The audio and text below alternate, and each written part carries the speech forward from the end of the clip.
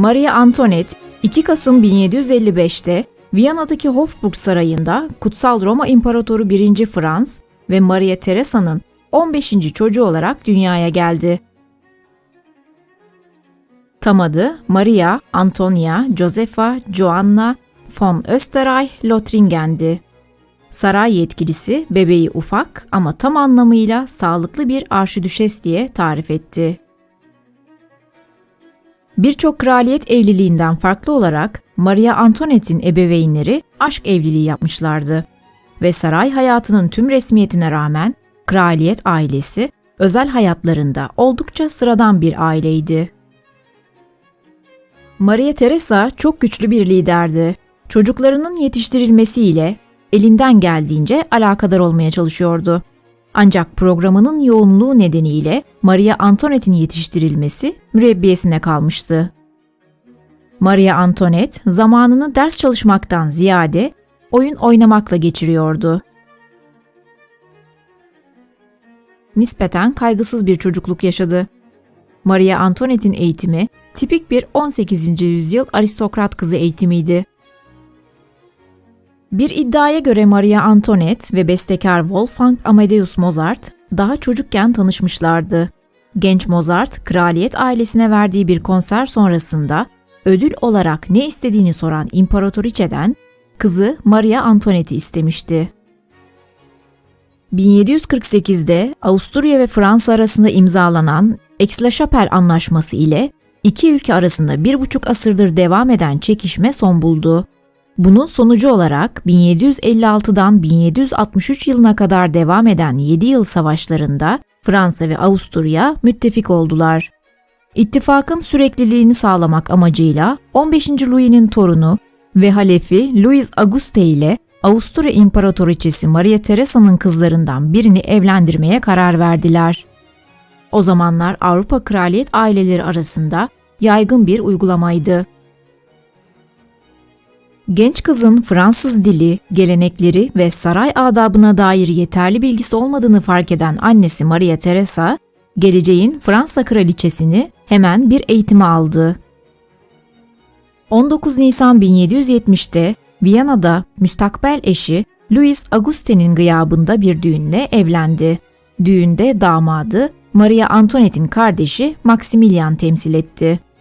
Bu damatsız düğünün amacı Maria Antoinette'in Fransa'ya Avusturya arşidüşesi değil, Fransa döfnesi olarak girmesini sağlamaktı.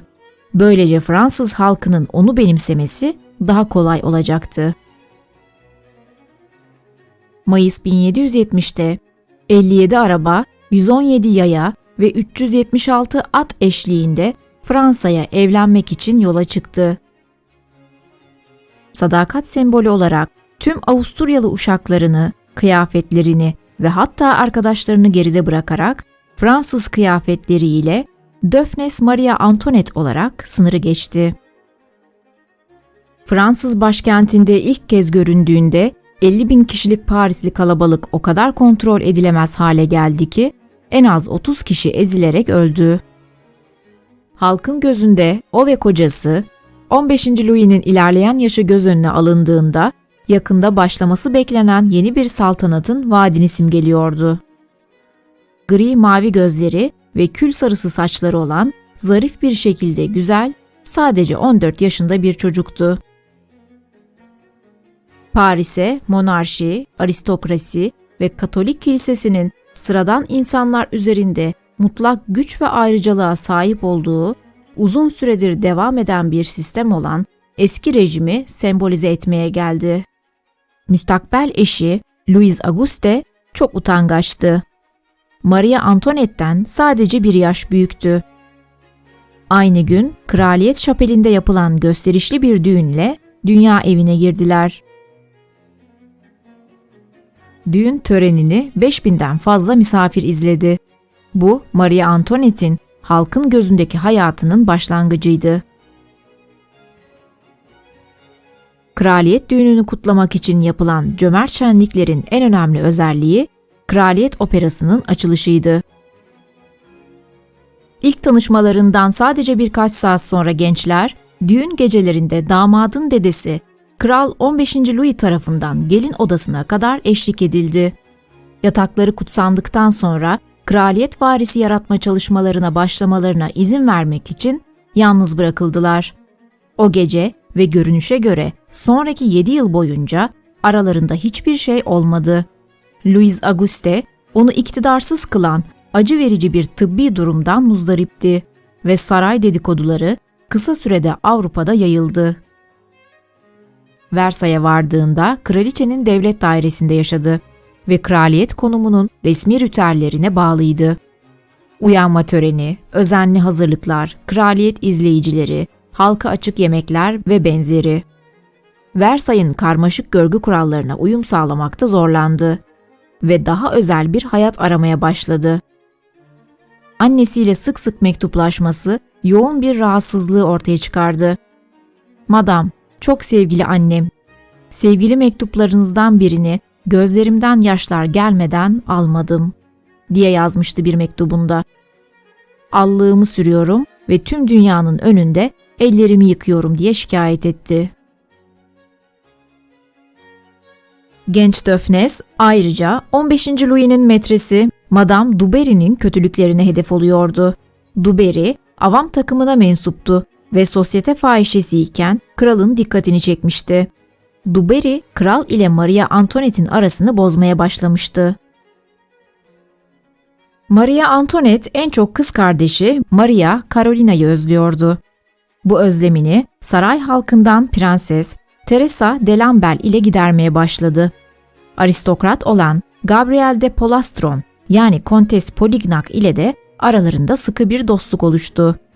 Ayrıca kocasının en küçük kardeşi olan 10. Charles ile de çok iyi anlaşıyordu. Maria Antoinette'i gözetlemek amacıyla annesi Maria Teresa'nın gönderdiği büyükelçi, Comte Mercy d'Argenton'un raporuna göre Avusturya'nın Fransız siyasetine etkisi konusunda hiçbir şey yapmıyordu. Maria Antoinette annesinin etkisi altında siyasete girmek için bazı beceriksiz girişimlerde bulundu ve saray tarafından küçümsenmeyle karşılandı. 16. Louis'nin halası Madame Adelaide, en masum türden bile olsa herhangi bir hayali davranışına müsamaha göstermedi ve ölümüne kadar onunla kalacak olan aşağılayıcı Avusturyalı takma adını verdi. 1774'te 15. Louis çiçek hastalığından öldü. Yaşlanan kral aslında pek sevilmeyen biri haline gelmişti ve 10 Mayıs 1774'teki ölümü krallık genelinde üzüntüyle karşılanmadı. Yeni kral Fransa'yı ekonomik olarak tükenmiş ve siyasi olarak zayıflamış bir kriz anında devralıyordu. Yeni görevlerinden tamamen bunalmıştı. Bir insan olarak vicdanlı ve dürüsttü ama aynı zamanda kararsızdı ve doğası gereği kendine güveni ve krallık otoritesi yoktu. Taç giyme töreninden sonra yeni kral ve kraliçe diz çöküp Tanrı'ya dua etti. Bir iddiaya göre Louis, "Yüce Tanrım, bize kılavuzluk et ve bizi koru. Ülkeyi yönetmek için henüz çok genciz," dedi. Kraliçe 19, kral 20 yaşındaydı.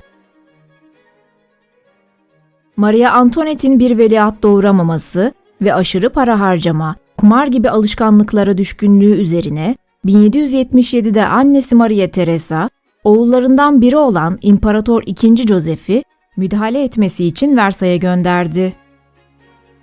Joseph ayrılırken kız kardeşine 30 sayfalık bir belge verdi.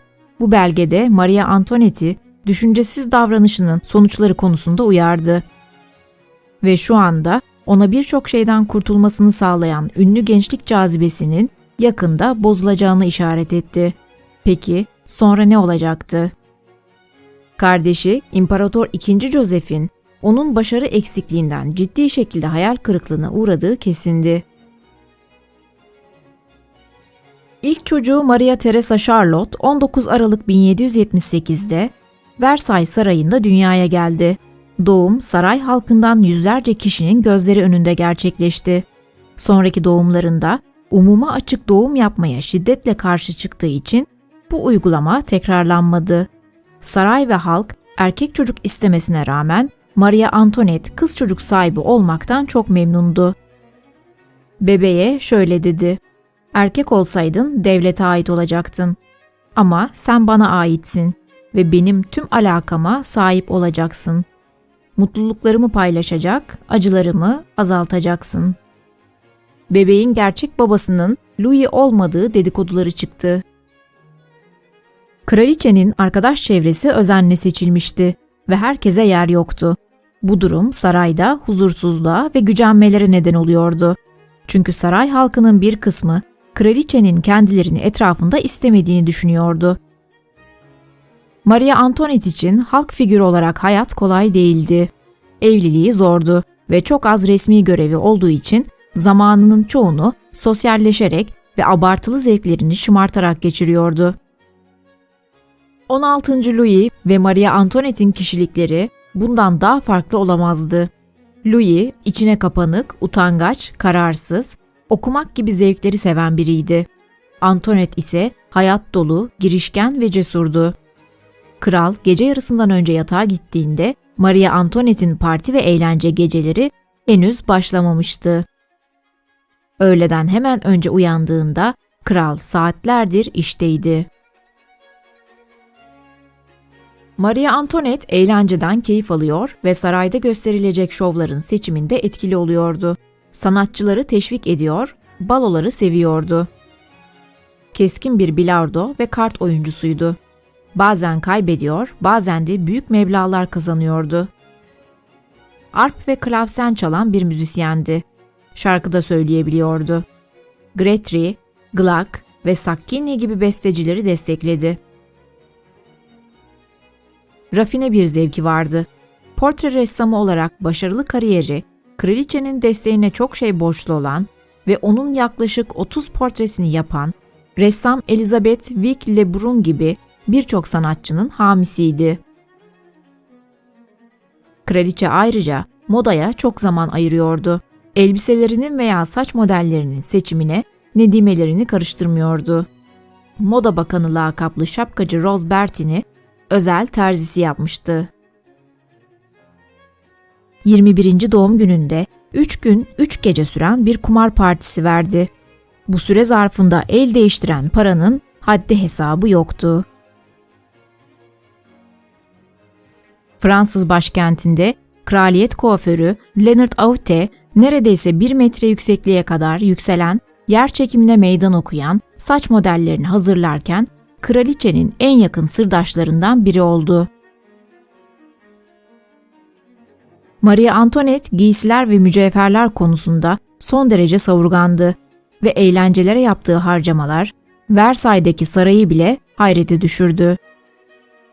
Diplomasi için düşüncesizce endişe duymadan favorilerini açıkça destekledi ve kesinlikle Avusturya yanlısı bir politika izledi. Samimi arkadaşlarını başkalarına ait mevki ve pozisyonlara atamaya başladı. Örneğin Teresa de Lambel'i kraliçeye bağlı saray görevlilerinin müfettişliğine atadı. Oysa bu göreve getirilmesi daha uygun olan başka aristokratlar vardı. Zamanın çoğunu saraydan ziyade saray arazisi üzerinde bulunan Le Petit Trianon şatosunda geçirmeye başladı. Le Petit Trianon, kocası kral olduğunda ona bir hediyeydi. Hediye, tadilatı için istediği kadar harcama hakkını da içeriyordu. Söylentiler kısa sürede duvarlarda gerçek altın ve elmaslarla yapılan tadilatın çok paraya mal olduğu yönündeydi. Bu sıralarda İsveçli diplomat Kon Axel von Fersen ile ilişkisi hakkında ilk söylentiler ortaya çıktı. 1781'de uzun zamandır beklenen erkek varis doğdu. Louis Joseph. 1785'te ikinci oğlu Louis Charles dünyaya geldi. İftiralar 1785'te kraliçenin haksız yere bir kardinalle ahlaksız bir ilişki kurmakla suçlandığı elmas kolye olayıyla doruğa ulaştı. 1772'de 15. Louis, metresi Madame du Barry için Parisli kuyumcular Charles Auguste Bomer ve Paul Bassange'ın ihtişamda diğerlerini geride bırakacak bir elmas kolye yaratmalarını istedi. Uygun bir elmas setini ortaya çıkarmak, kuyumcuların birkaç yılını ve çok paralarını aldı. 1774'te 15. Louis çiçek hastalığından öldü ve 16. Louis Madame Barry'i saraydan sürdü. Madame du Barry'nin bunu satın almak istememesinden sonra kuyumcular kolyeyi Maria Antoinette'e sundular. Maria Antoinette ise bu kolyenin kendisine yapılmadığını belirterek satın almak istemedi. 1778'de yeni kral 16. Louis onu karısına hediye olarak teklif etti. Ancak karısı bunu reddetti. "Bizim 74 gemiye kolyelerden daha fazla ihtiyacımız var," dedi. Maria Antoinette kuyumcuya, "Ben size mücevher ısmarlamadım. Daha da ötesi elmas koleksiyonuma bir karat daha eklemek istemediğimi defalarca söyledim. Ben satın almak istemeyince kral satın almak istedi. Ama hediye olarak kabul etmeyeceğimi belirttim. Lütfen tekrar sormayınız," diye yanıt verdi. Fransa'nın en meşhur ailelerinden birine mensup olan Rohan Kardinali Louis'nin Kraliçe Maria Antoinette ile arası pek iyi değildi. Geçmişte Avusturya elçisi olarak görev yapmıştı ve bu dönemde arkadaşlarına hava atmak için yazdığı bazı mektuplar ele geçirilmişti. Arkadaşlarına Avusturya sarayındaki kadınların yarısıyla yattığını, Maria Antoinette'in annesi İmparatoriçe'nin de kendisiyle yatması için yalvardığını anlatıyordu. Ayrıca Viyana'daki arkadaşlarına Maria Antoinette'in onurunu zedeleyen mecmuaları da göstermişti. Ancak Kardinal Richelieu'nun izinden gitmek ve onun gibi Fransa Başbakanı olmak istiyordu. Bunun için Maria Antoinette ile arasını düzeltmek zorundaydı. Zira bu göreve ancak kral veya kraliçe tarafından atanabilirdi ve Maria Antoinette bunun gerçekleşmesine her fırsatta engel oluyordu. Servetini yitirmiş bir aristokrat olan Motte Kontesi, Jean Saint-Remy de Valois, kardinalin bu konudaki arzusunun ve çaresizliğinin farkına vardı. Durumu kendi lehine çevirip ufak bir servet edinmesini sağlayabilecek dahiyane bir plan yaptı ve kardinalin metresi oldu. Motte Kontesi, Rohan Kardinali Louis'i Maria Antoinette'in çok samimi bir arkadaşı olduğuna inandırdı. Kardinale Maria Antoinette'in ağzından aşk mektupları yazdı ve Maria Antoinette'in aslında bu elmas gerdanlığı gizliden gizliye çok istediğini söyledi. Kardinal, kontese bir miktar para verdi. Ödemeyi taksitle yapacaktı. Kraliyet kuyumcusu da parasının sonradan ödeneceğini düşünerek 1,6 milyon livrelik gerdanlığı teslim etti. Motte kontesinin kocası elmas kolyeyi alarak kayıplara karıştı. Ancak ödeme günü gelince gerçek ortaya çıktı. Olayla ilgili olarak birçok kişi tutuklandı. Kardinal aklandı, kontes kırbaçlandı, vesikalandı ve fahişeler hapishanesine atıldı. Kontesin kocası gıyabında kürek cezasına mahkum edildi. Elmas kolye olayı kurgusal bir saçmalık gibi görünüyor ama hepsi doğruydu ve kraliçenin kafasına yönelik taleplere yol açan bardağın son damlası olacaktı. Bu olay Fransız devrimine giden yolda halkın gözündeki monarşinin kokuşmuşluğu inancını pekiştirdi. Maria Antoinette her ne kadar skandalla alakası olmadığını söylediyse de halkın gözündeki imajının biraz daha zedelenmesine engel olamadı. Olayın yaşattığı stres nedeniyle kraliçe erken sancılandı ve ikinci kızı Sofia Beatrix'i birkaç hafta erken doğurdu.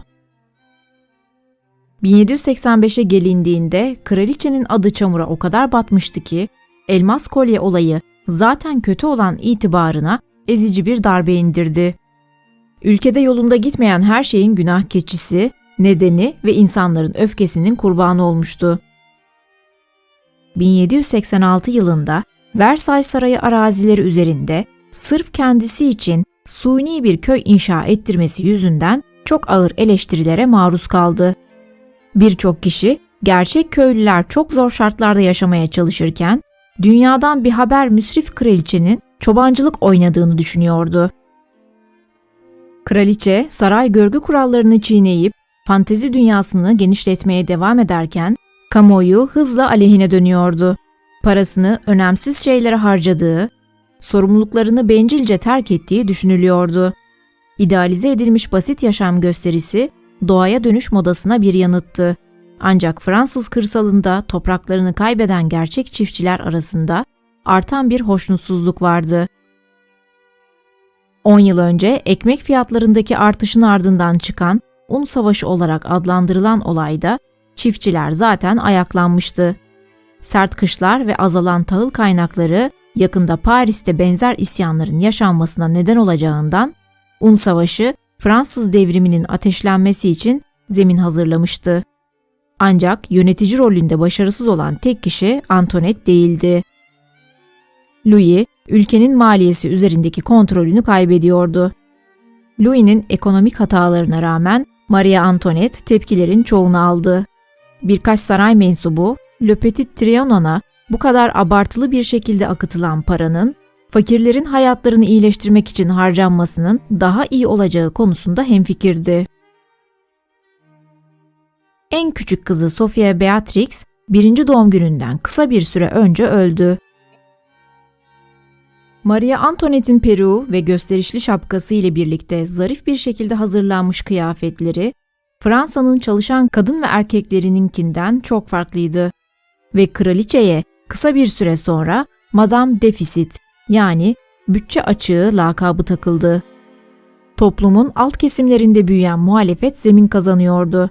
Marie Antoinette'in savurgan harcamaları da buna yardımcı oldu. Kraliçe 1787'de misilleme yaptı ve Elizabeth Louise Vic-le-Brun'dan kutsal ailenin üçgen Rönesans ikonografisine ustaca atıfta bulunan bir aile resmi çizmesini istedi. Bu kez takılardan ve süslü fraklardan vazgeçmeyi seçtiler ve Antoinette'i bir çift küpe, basit bir elbise ve gözle görülür şekilde çıplak bir boyunla gösterdiler. Portrenin ima ettiği gibi gerçek zenginlik kraliçenin çocuklarıydı. Ancak bu propaganda parçası ne kadar yetenekli olursa olsun kitlelerin yükselişini durdurmak veya Antoinette'in lekelenmiş itibarını geri getirmek için neredeyse hiçbir şey yapamadı. Biyografisini yazan Lady Antonia Fraser'a göre Marie Antoinette halkın çektiği acıların farkındaydı ve çoğu zaman birkaç hayır kurumuna bağışta bulundu. Yoksulların acılarına karşı duyarlıydı ve yoksulların kötü durumunu duyduğunda sık sık gözyaşlarına boğuluyordu. Bununla birlikte kraliyet pozisyonuna rağmen ya durumu düzeltme dürtüsüne sahip değildi ya da muhtemelen monarşiyi korumak için siyasi incelikten yoksundu. Ve bu aşamada kraliçe ne yaparsa yapsın düşmanlıkla karşılaşmış gibi görünüyordu. Marie Antoinette artık içinde bulunduğu tehlikenin acı bir şekilde farkındaydı. Fransız devrimini alevlendiren duygular onlarca yıldır zaten demleniyordu. Ancak 1789 Fransız monarşisi için dönüştürücü ve uğursuz bir yıl oldu. Kamuoyunu geri kazanmaya yönelik her girişimi başarısız oldu. Devrim patlak verdiğinde kraliçe gerçekten nefret edilen bir figürdü. Bu bir yana daha da inandırıcı olan şey "Bırak pasta yesinler" hikayesinin 1789'dan önce ortalıkta dolaşıp duruyor olmasıydı. İlk olarak Kral 14. Louis ile evlenen İspanyol Prenses Maria Teresa hakkında biraz farklı bir biçimde anlatılmıştı. İddiaya göre Fransız halkının pate kabuğunu yemesini önerdi. Filozof Jean-Jacques Rousseau 1766'da itiraflarında pate hikayesini anlatarak kelimeleri Büyük Prenses'e yani muhtemelen Maria Teresa'ya atfetmiştir. Bu unutulmaz sözleri kim söylediyse Rousseau'nun yazdığı sırada sadece 11 yaşında olan Maria Antoinette değildi. Yetersiz vergilendirme ve ülke sınırları dışındaki bitmek bilmeyen savaşlar nedeniyle Fransız hükümeti çok ciddi bir borç yükü altındaydı.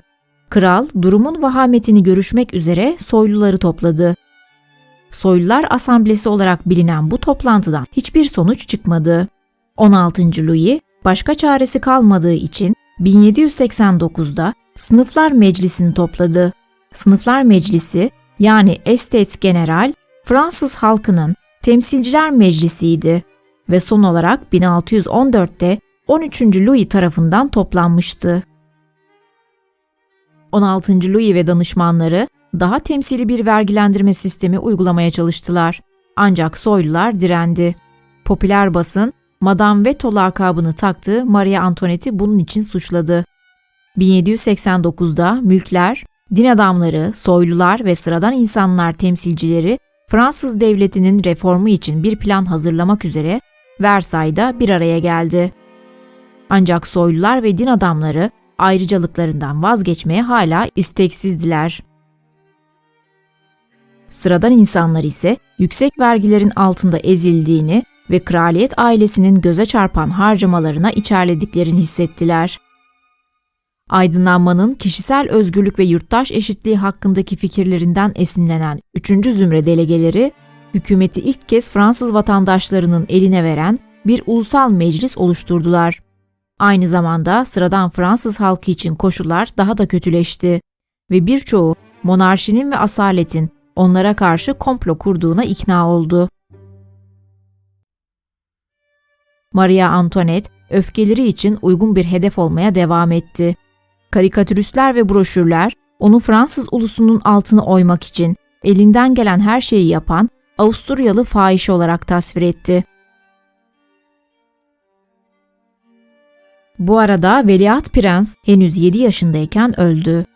Marie Antoinette acı içinde kıvranarak ölen oğlunun yanı başından son ana kadar ayrılmadı. Kral, klinik depresyon nöbetleri geçirmeye başladı. Düşmanları gecikmeden Marie Antoinette'in öz oğlunu zehirlettiği dedikodusunu yaydı. Anne yüreğini tanımayan kimse benim dertlerimi anlayamaz. İçimi kaplayan dehşeti de.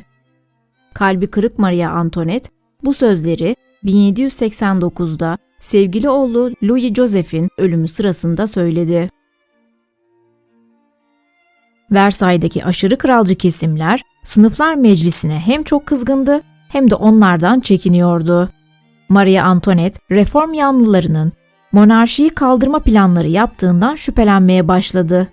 11 Temmuz'da Marie Antoinette ve kayınbiraderi Kont Artois, Kral 16. Louis'i liberal başbakan Jacques Necker'i görevden alarak yerine Marie Antoinette'in arkadaşı olan Breteuil baronunu atamaya ikna ettiler. 14 Temmuz 1789'da 900 Fransız işçi ve köylü silah ve mühimmat almak için Bastille hapishanesini bastı. 1789 ve gelecek krizler sırasında Marie Antoinette, kocasından daha güçlü ve daha kararlı olduğunu kanıtladı. Ağustos ve Eylül aylarında devrimci Ulusal Meclis'in feodalizmi ortadan kaldırma ve kraliyet ayrıcalığını kısıtlama girişimlerine direnmesi için onu başarılı bir şekilde teşvik etti. Marie Antoinette'i devrim sırasında böylesine önemli bir siyasi rol oynamaya zorlayan, nihayetinde kocasının kişisel zayıflığı ve siyasi yetersizliğiydi. Kraliçenin etkisi altında Louis, askeri birliklerin Versailles ve Paris arasında konumlanmasını emretti. Ancak bu onlara koruma sağlamak yerine halkı daha da kışkırttı ve istemeden de olsa Fransız devriminin ivme kazanmasına katkıda bulundu. O yılın 6 Ekim'inde Versailles Sarayı'nın dışında yaklaşık 10.000 kişi toplandı ve kral ve kraliçenin Paris'e getirilmesini talep etti. Kraliçenin başı için haykırışlar odalarda yankılanırken, kraliyet daireleri şiddetle basıldı. Kalabalık, kraliyet ailesinin Versailles'ı terk etmesini istedi. Önündeki çok sayıda erkek ve kadına karşı koyamayan Louis, ailesini Paris'e taşıdı. Ve burada devrimci hareketin rehineleri haline geldiler.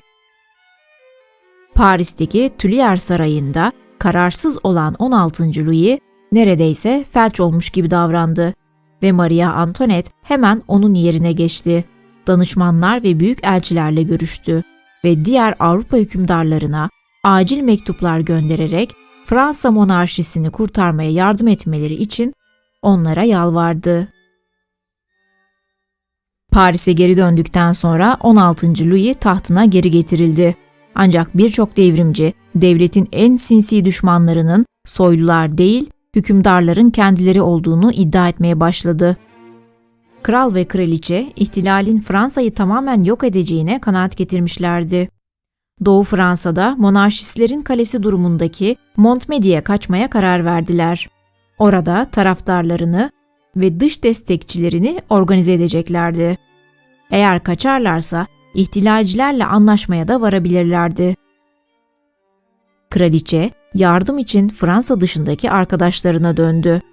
İsveçli kont Hans Axel von Fersen, Fransız aristokrat Louis Auguste ve kralcı general Amor de Boile'nin yardımıyla kraliyet ailesinin Montmédy'e kaçışı için planlar yapıldı. Kral ve kraliçenin Paris'ten kaçmaları ayarlandı. Haziran 1791'de 16. Louis ve Maria Antoinette Paris'ten kaçtılar ve Avusturya sınırına doğru yola çıktılar. Söylentiye göre kraliçenin kardeşi Kutsal Roma İmparatoru Fransa'yı işgal etmeye, devrimci hükümeti devirmeye ve gücünü yeniden kurmaya hazır birliklerle bekledi. Kraliyet ailesinin kaçış teşebbüsü başarısızlıkla sonuçlandı. Varennes kasabasında at arabasının atları değiştirilirken Cumhuriyetçiler kralı paraların üzerindeki resimlerinden tanıdılar. Saraya geri götürdüler. Bundan sonra kral ve kraliyet ailesinin tamamı devrimin düşmanı ilan edildi. Pek çok kişiye göre bu olay kraliçenin sadece bir yabancı olmadığının kanıtıydı. O bir haindi. Kraliyet ailesinin başarısız kaçışıyla gözden düşen Marie Antoinette, kurucu meclisteki anayasal monarşistlerin liderleri Antonio Barnave, Theodor Alexander Lamet ile gizli müzakereler başlatarak tacın hızla bozulan konumunu desteklemeye çalıştı. Barnave ve Lamet, cumhuriyetçiliğin ilerleyişini kontrol etmek ve devrimi sona erdirmek için can atıyorlardı ve Feuillant's Kulübü'nün bayrağı altında toplandılar. Kraliçe ile aralarındaki gizli anlaşmanın temeli, anayasanın kralın yürütme yetkisini güçlendirecek şekilde revize edilmesinden sonra 16. Louis tarafından sadakatle kabul edilmesi ve uygulanması gerektiğiydi. Barnave, kralı Eylül 1791'de yeni anayasayı alenen kabul etmesi konusunda ikna etti. Ama kraliçe, Barnave'nin bu çabalarını kardeşi Kutsal Roma İmparatoru II. Leopold'u Fransa'ya ihtilal karşıtı bir haçlı seferi başlatması konusunda sıkıştırarak baltaladı. Kral ve kraliçe, Avusturya Fransa'yı hemen işgal eder ve isyanları bastırırsa monarşi yeniden kurulur diye umuyorlardı. Ancak sonuç felaket oldu. Kısmen kral ve kraliçenin sadakatini test etmenin bir yolu olarak radikal devrimci Jacoben hükümet Avusturya'ya savaş ilan etti. Fransız ordusu karmakarışıktı ve savaş iyi gitmedi. Birçok kişi yabancı kraliçeyi suçladı.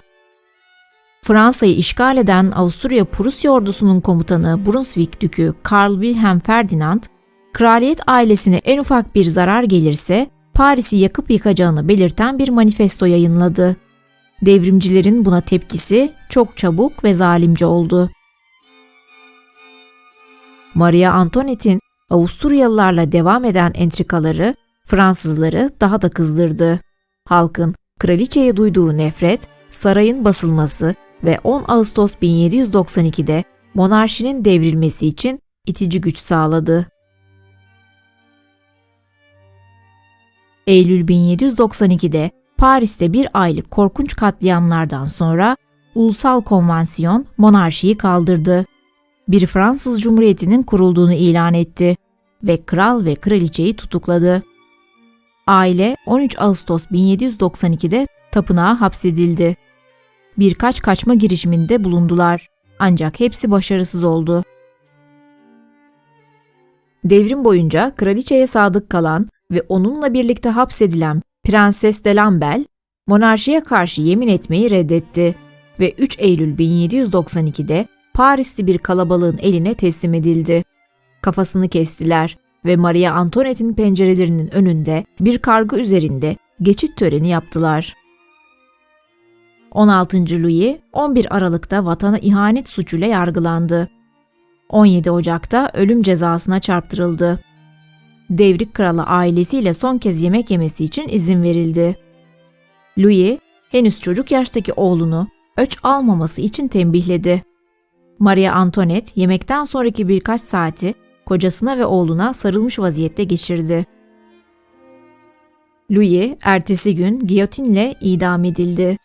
Kalabalığın tezahüratlarını duyan Maria Antoinette olduğu yere yığıldı ve uzun süre konuşamadı.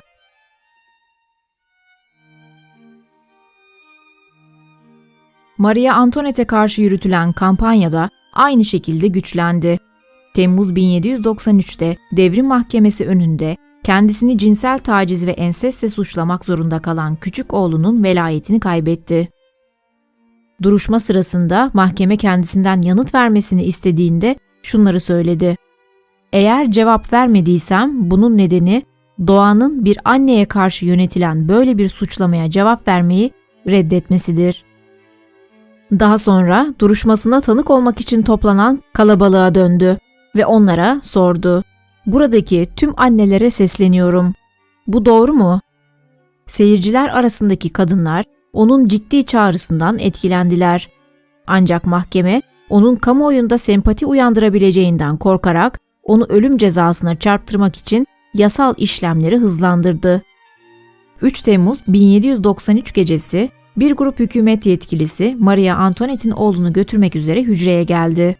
Küçük veliaht, sürgündeki kraliyet yanlıları tarafından 17. Louis ilan edilmişti. Bu nedenle Cumhuriyetçi hükümet henüz 8 yaşındaki çocuğu ayrı bir yerde tutmaya karar verdi. Louis histerik bir şekilde ağlayarak annesinin arkasına saklandı ve oğluna kalkan olan Maria Antoinette 2 saat boyunca onu yetkililere teslim etmedi. Sonunda yetkililer Maria Teresa'yı öldürmekle tehdit edince pes etmek zorunda kaldı. Kraliçe o günden sonra oğlunu bir daha göremedi. Küçük Louis, annesinden ayrılmasından 2 yıl sonra 1795'te hapishanede öldü. Kraliçe 2 Ağustos 1793 günü sabaha karşı saat 2'de gardiyanlar tarafından uyandırıldı ve üzerini giymesi söylendi. Kızından ve görümcesinden ayrılarak konsiyerj hapishanesine transfer edildi. Maria Antoinette 10. yüzyıl Fransız krallarından Hugues Capet yani pelerinli Hugues'tan esinlenerek pelerinli dul lakabı takılmıştı. Bazen de basitçe 280 nolu mahkum diye hitap ediliyordu. Düşmana yardım etmek ve iç savaşı kışkırtmakla suçlandı. 14 Ekim'de yargılanmasına başlandı. Mahkeme salonuna girdiğinde herkes şoke oldu. Erken yaşta çökmüş, bir deri bir kemik kalmış, bitkin ve harap bir vaziyetteydi. İddia makamı 40 tane şahidi tanık kürsüsüne davet etti. Jüri oy birliğiyle Maria Antoinette'i suçlu buldu ve 15 Ekim tarihinde vatana ihanet suçuyla ölüm cezasına çarptırıldı. Ben bir kraliçeydim ve sen benim tacımı aldın. Sen kocamı öldürdün. Beni çocuklarımdan mahrum ettin. Yalnızca kanım kaldı. Al onu ama bana fazla acı çektirme. Bu sözleri savcı iddianamesini okuduktan sonra dile getirmişti.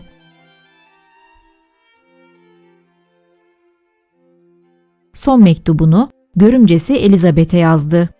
Ben sakinim, vicdanı temiz insanlar gibi. Zavallı çocuklarımı bırakmak beni çok üzüyor. Biliyorsun ki ben sadece onlar için var oldum. Benim nazik ve sevecen kardeşim. 16 Ekim 1793 sabahı bir gardiyan saçlarını kesmek ve ellerini arkadan bağlamak için geldi. Bir at arabası ile Paris sokaklarında 1 saatten fazla dolaştırılarak devrim meydanına getirildi. Arabadan yavaşça indi ve giyotine şöyle bir baktı.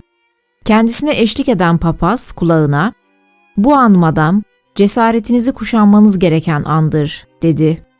Maria Antoinette papaza dönerek gülümsedi ve "Cesaret mi? Tüm sıkıntılarımın sona ereceği bu an, cesaretimin yüzümü kara çıkaracağı an değildir," dedi. Bir söylentiye göre daha sonra cellatın ayağına bastı ve "Özür dilerim monsieur, istemeden oldu," dedi. Saat 12:15'te idam edildi ve başı çığlıklar atan kalabalığa gösterildi. Marie Antoinette, 16. Louis ve Madame Elizabeth'in cesetleri, bugünkü Madelin Kilisesi'nin bulunduğu yere tekabül eden büyük mezarlığa gömüldü ve üzerleri kireçle örtüldü. 1814'te Bourbonların yönetime gelmesinden sonra cesetler bulunmaya çalışıldı. 21 Ocak 1815'te birkaç kemik, grileşmiş bir öbek kalıntı ve bir jartiyer bulundu. Kalıntılar Fransız kraliyet ailelerinin ebedi istirahat mekanı olan Aziz Dönis Bazilikası'nın yeraltı türbesine nakledildi. Adı, eski rejimin son yıllarında Fransız monarşisinin ahlaki otoritesindeki düşüşle ilişkilendirilir. Fransa'ya sadece 14 yaşında geldi. Avrupa'nın diplomatik satranç tahtasında bir piyondu.